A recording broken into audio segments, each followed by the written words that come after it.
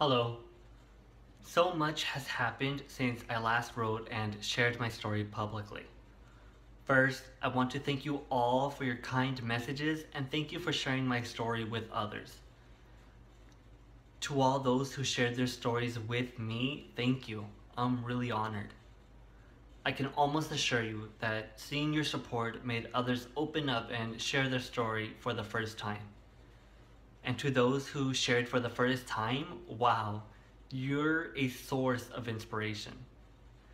Whether we know it or not, all of our support makes a great impact on those survivors still sitting silently.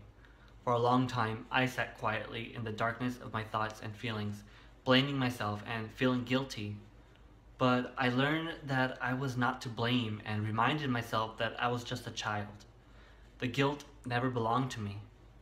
To those who are still holding on to this secret, I encourage you to tell someone you love and trust. This will be a new beginning so that you can live your life without this looming over your head. There is so much to gain from exposing the truth. Think of it this way. If you stay silent, your abuser wins.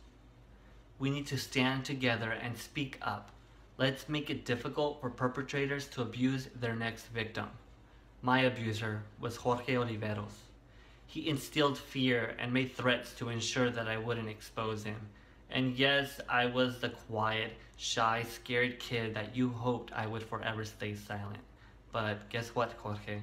You chose the wrong kid, but I am guessing you are realizing that now. I'm done being your victim.